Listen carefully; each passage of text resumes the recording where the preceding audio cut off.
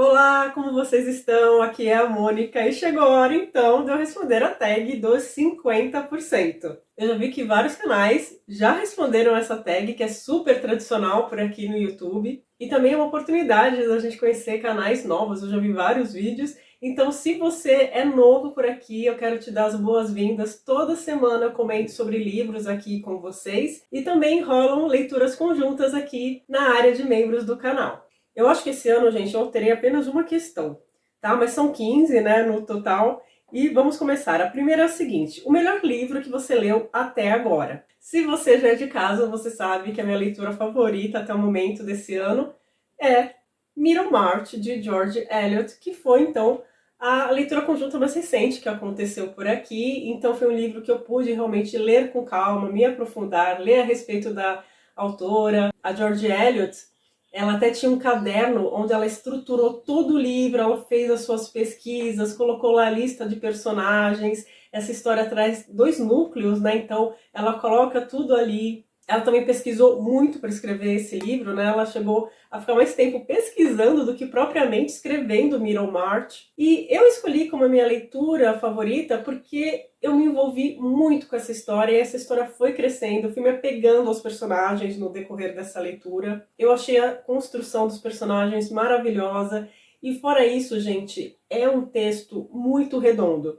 Você começa Middlemarch, você já encontra um prelúdio maravilhoso. Ela cita ali Santa Teresa e ela vai comentar um pouquinho ali, fazer uma relação com as mulheres, né, do século XIX, com a história de Santa Teresa. Isso é bem breve, mas a gente já pega o espírito, né, mais ou menos ali das personagens, né, principalmente das personagens femininas.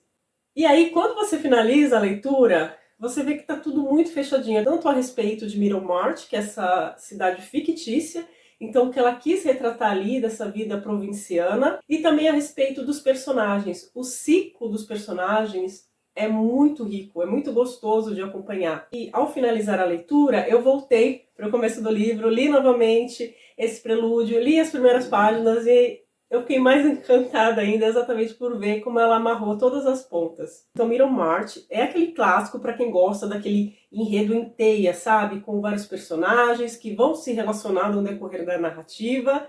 E fora, né, além de acompanhar a vida deles, os casamentos que vão ocorrer aqui, leituras de testamento maravilhosas que você fica preso ali no livro, a gente vai ver vários aspectos, né, muito importantes da época, como reformas políticas, reformas científicas. É aquele livro completão para você realmente dar uma atenção especial, acompanhar com calma e, por favor, se você for ler Middlemarch, conta para mim o que você está achando. Eu sempre gosto de lembrar também, gente, que ao entrar em uma leitura conjunta aqui do canal, você tem acesso aos vídeos que eu gravo das leituras anteriores, tá? Então, caso você assine aqui a área de membros do canal, na categoria Lendo Juntos, você vai ter acesso aos vídeos que eu fiz falando de cada parte desse livro.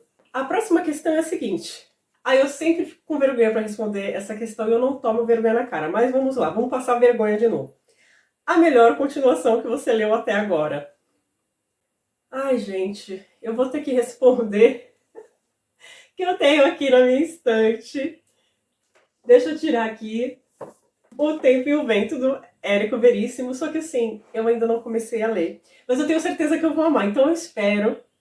Não, espero não, eu vou, no ano que vem, responder essa questão com esse livro, será? Ou vai aparecer alguma coisa? Mas, gente, essa é a única saga, é o único livro, assim, né, que tem continuação que eu tenho em mente em ler, tá? Mas ainda não consegui encaixar essa leitura, então eu não vou ter uma resposta para essa pergunta de novo. Próximo item, então, terceira questão é: algum lançamento do primeiro semestre que você não leu, mas quer muito? Olha, um lançamento que eu vi nesse primeiro semestre e me interessou, mas eu acabei não comprando, mas tô de olho, é um lançamento da editora 34, chamado Ensaios Seletos, da Virginia Woolf, tá? Eu só li ficção dessa escritora, mas tenho muita curiosidade para ler os ensaios dela. Tem gente que gosta até mais dos escritos de não ficção da Virginia do que propriamente de sua ficção. Então eu tenho muita curiosidade de ler e eu acredito que essa edição deve estar ótima, porque normalmente, né, a editora 34 faz um belo trabalho. E o quarto item vem nessa mesma linha de Lançamentos é o seguinte: o livro mais aguardado do segundo semestre. Gente, eu fiquei de olho nos livros da Penguin Companhia, né? Por que será? Eu acho que eu gosto um pouquinho da Penguin Companhia, então eu vi que nesse mês de julho saiu Novelas Exemplares, do Cervantes, que já tinha aqui, né, no mercado, só que agora saiu pela Penguin, então eu tenho muito interesse em adquirir. Eu nunca li Cervantes, mas quero muito ler Don Quixote e tô curiosa também para conhecer essas novelas. E o outro livro ainda vai sair, agora eu não sei o mês certinho, é da Gertrude Stein, uma escritora assim que eu nunca li nada, não sei nem se eu vou gostar do estilo dela, mas eu fiquei curiosa para ler Três Vidas. Então eu vou deixar como resposta aqui para essa questão esses lançamentos da Penguin. Quinto item, o livro que mais te decepcionou. Eu gostaria de ter gostado mais de Persuasão, de Jane Austen. Eu li nessa edição aqui da Clássicos Zahar, que eu acho a coisa mais fofa, né? Edição de bolsa. Então aqui a gente vai ter um texto de apresentação. E eu gostei da história, com certeza. Uma história muito boa de acompanhar, leve. A gente conhece aqui a Anne, que é irmã do meio ali, né, de uma família, só que ela é meio deslocada ali naquela família. Ela é totalmente diferente do pai, da irmã mais velha. E ela até que lida mais ou menos com a caçula, mas ela tem realmente como uma pessoa mais próxima, uma amiga da família, né? Essa mulher já é mais velha e ela ouve muitos conselhos dessa mulher. E num determinado momento aqui a gente fica sabendo do que aconteceu no passado da Anne, quando ela tinha por volta de 19 anos, aqui acho que ela tá com 27 quando começa a trama, que ela conheceu um rapaz, que eles estavam bem apaixonados, só que não foi aconselhado, né, dela se casar com ele, né? E eles acabaram se separando, ele se afasta, só que ela nunca esqueceu dele. E em um momento aqui da história, ele vai retornar a essa cidade. Claro que ele retorna muito bem sucedido, e a gente fica naquela expectativa, né, de quando eles vão ficar juntos, né, como vai ser todo o desenrolar dessa história. Então, como eu disse, é um livro bem tranquilo de você acompanhar, mas não me prendeu tanto assim. Eu gostaria de ficar mais envolvida com essa história, me importar mais com os personagens, sabe? A sexta questão é o livro que mais te surpreendeu. Sem dúvidas, o livro que mais me surpreendeu foi São Bernardo, de Graciliano Ramos. Eu não esperava gostar desse livro como eu gostei. Já fazia muito tempo que eu não lia textos assim mais regionalistas, sabe? Eu tinha lido, na verdade, Primeiras Histórias do Guimarães Rosa, acho que no ano passado. Guimarães Rosa, claro, vai ter uma escrita bem diferente, né? Mas é o que chegou mais perto.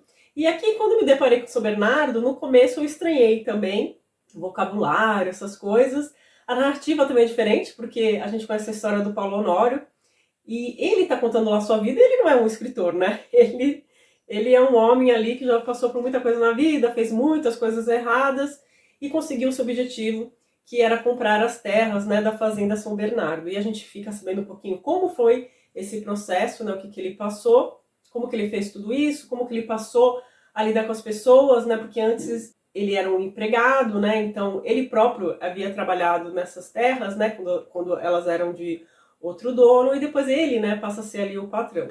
Só que, é o que eu sempre falo, o que me fez ficar presa realmente nessa história foi a personagem Madalena, uma mulher que o Paulo Honório se casa, tá? E como foi esse casamento, tudo, a gente já sabe que não vai dar coisa boa.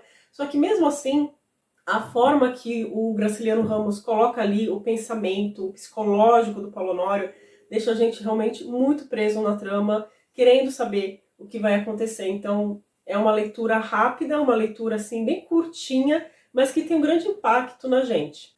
Sétima questão, novo autor favorito que lançou o livro esse semestre ou que você conheceu recentemente?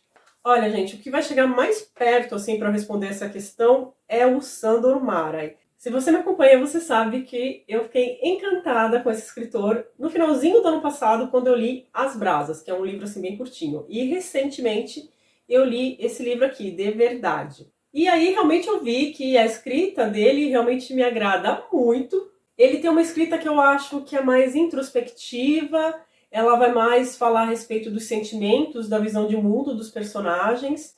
Então a narrativa em De Verdade é bem parecida com a narrativa de As Brasas, só que aqui a gente vai encontrar mais narradores. O livro é dividido em 4 partes e tem 4 narradores. Mas serviu muito para realmente eu ver que o Sandor Márai é um autor que me interessa muito. Eu acredito que ele estará sim entre os meus favoritos. Eu quero ler mais livros dele, né? mas pelo que eu já vi desses dois, não teria outro nome para eu responder essa pergunta nesses últimos tempos, né? Oitava questão. A edição mais bonita que você ganhou ou comprou esse semestre? Eu comprei O Nome da Rosa nessa edição linda. É aquela edição que a gente tem que pôr na lista de desejos, tem que acompanhar o preço, porque às vezes ela entra em promoção e aí a gente tem que aproveitar, porque vale a pena, gente. É uma edição maravilhosa. Aqui tem as notas traduzidas, tá? Do latim, que facilita bastante, porque O Nome da Rosa é um livro realmente que o Humberto Eco vai mostrar ali a sua erudição, o seu conhecimento. Então tem vários trechos em latim no livro. E aí essa edição traz no final, né, a tradução. Nossa, o meu livro, ele tá cheio de anotações, porque a gente leu junto, né? Foi a primeira leitura aqui da área de membros do canal e foi maravilhoso. Eu tive a oportunidade realmente de mergulhar, sabe, no que o autor tá propondo aqui. E fora isso, né, gente, é sempre bom a gente ler livros assim lindos. Deixa eu tirar aqui para vocês verem um pouco melhor a capa e a folha de guarda. Continuando, a nona questão é seu personagem favorito mais recente. É de Middlemarch, gente. Eu falei que eu me envolvi muito, né, com os personagens, fui me aproximando mesmo deles, me importando muito com eles. E eu vou escolher, então, a Dorothea, que, ai, gente, no começo do livro, eu não me apeguei muito a ela, não. O jeito dela, ela era uma mulher, assim, uma moça, né, porque no começo de Middlemarch, ela tá ali por volta de 19 anos, e ela tem muitos anseios, muita vontade de crescer, assim, intelectualmente. Tanto é que ela escolhe seu marido não pensando, assim, na riqueza dele ou na beleza, não. Ela escolhe por ele ser um intelectual, né, que serviria como um guia ali para ela nesse sentido, né? São as aspirações que ela tem muita vontade também de ajudar as pessoas, né? Porque ela é de uma família assim que tem posses, ela tem uma boa renda anual, que ela é órfã, né? Ela é criada pelo tio e ela tem lá a sua renda, ela vive numa propriedade muito boa. Só que ela se importa ali com os trabalhadores, né, daquela região. Então, ela tem esse senso, né, social, essa preocupação social muito grande. Só que ela também acaba idealizando muito as coisas, não enxergando muito a sua volta. Ela acaba mais mergulhada nos seus pensamentos e não percebendo ali o que as pessoas à sua volta, quais são as intenções dessas pessoas. Ela segue ali os seus instintos, os seus pensamentos, as suas aspirações. E aí, claro que no decorrer da trama, ela vai quebrar muito a cara, né? E ela vai mostrando as suas fragilidades, só que dentro dessas fragilidades ela mostra também um amadurecimento, porque é claro, né, nesses momentos que a gente sofre mais, que a gente tem a oportunidade de crescer, de criar casca, né? E é exatamente o que ela faz. Então a Dorothea, ela me conquistou no decorrer do livro. Eu fui me apegando muito a ela, me portando muito com ela, e a gente embarca, né, realmente nos pensamentos dela. Ela é muito altruísta, então ela consegue manter a sua essência, só que desenvolvendo essa maturidade que faltava muito a ela. Então a Dorothea é desses personagens, para mim, inesquecíveis. Um livro que te fez chorar nesse primeiro semestre. Gente, eu vou tirar da estante de novo. Falando em Dorothea, falando em Middlemarch. Olha, aconteceu uma coisa que eu não esperava. Durante a leitura, eu não fiquei, assim, super emocionada de, sabe, os olhos encherem d'água. Não. Aconteceu isso, gente, quando eu tava gravando o vídeo pro pessoal da leitura conjunta. Eu tava falando a respeito da reta final, da última parte aqui do livro, e em determinado momento, na verdade foram em dois momentos. Em um momento era a personagem da Dorothea fazendo algumas reflexões, e no outro momento foi com o personagem Lydgate, que é um outro protagonista aqui de Middlemarch, né, que é um médico, né?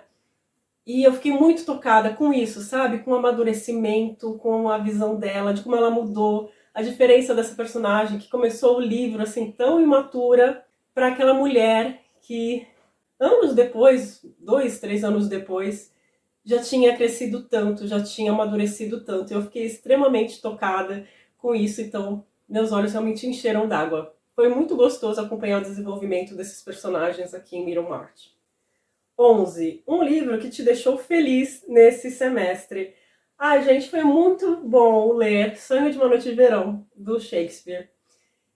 É uma peça divertida, uma peça leve, você dá risada. A única coisa que eu tenho que falar da peça, assim, que é um tanto negativa, é que ela é um pouco confusa no começo, sabe? Você tem que prestar atenção, talvez você tenha que anotar alguma coisinha ali do lado das falas dos personagens. Mas quando você entende o que está acontecendo ali, quem gosta de quem não gosta, nossa, fica uma delícia ler essa peça, ela é cheia de enganos, ela vai falar muito desse amor despertado assim à primeira vista.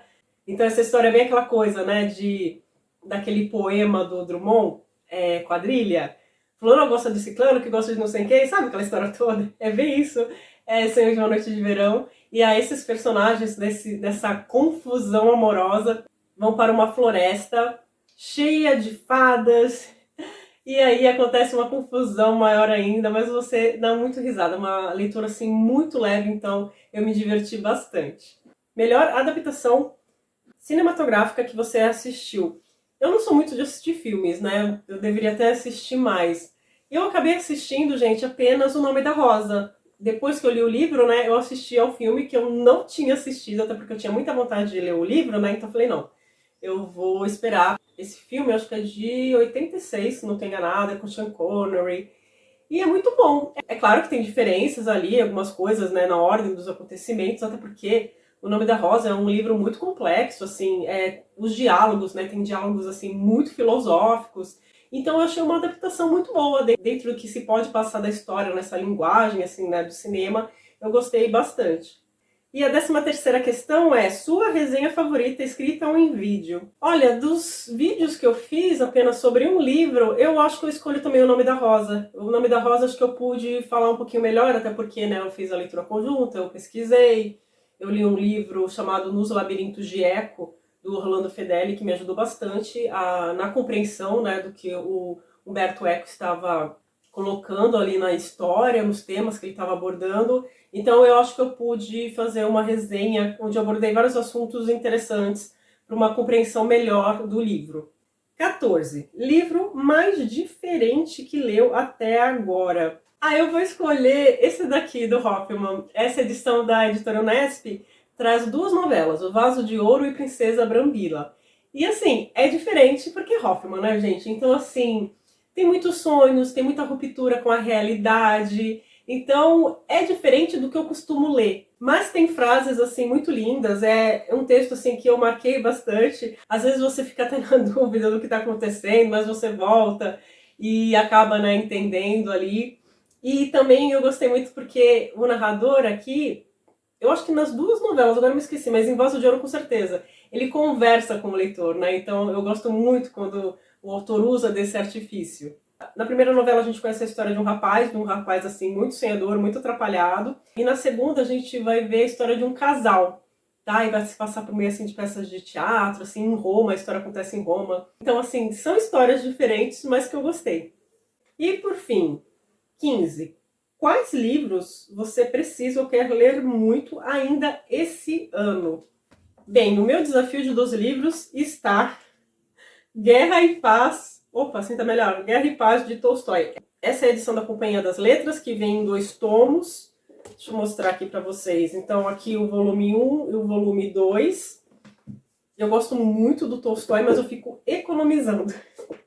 Então, eu ainda tenho contos para ler dele, ainda tenho novela. Não, novelas, eu tenho. Acho que ainda tenho novelas assim para ler. Eu acho que eu li umas 4 novelas, acho que ainda tem mais novelas dele para ler.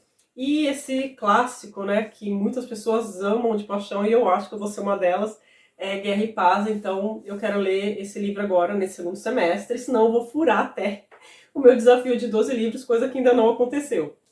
E o outro livro, ai gente, eu vivo enrolando, eu tô até com vergonha de mostrar, porque eu nunca encontro tempo para ler. Então eu acho assim, eu vou começar a ler e acabou. Que é a biografia de Dostoiévski, escrita pelo Joseph Frank. Eu me propus a ler a biografia em volumes. Vocês encontram em volume único, muitas pessoas até preferem ler assim, mas eu não estou com pressa, eu quero saber os detalhes, eu quero muito fazer os paralelos entre as obras que ele estava escrevendo com o que estava acontecendo na vida dele, sabe? Então eu preferi ler assim em volumes. Esse daqui é o primeiro volume, chamado As Sementes da Revolta. Então é desde o nascimento dele, em 1821, né? Até o ano de 1849. Eu acho que eu vou pegar, vou começar a ler e acabou, porque senão eu acabo me enrolando. E é isso, gente. Fiquem à vontade aí para responder a tag aqui nos comentários, alguma questão específica. Muito obrigada por ter assistido esse vídeo até aqui. Eu espero vocês no próximo aqui no canal. Até lá, tchau, tchau.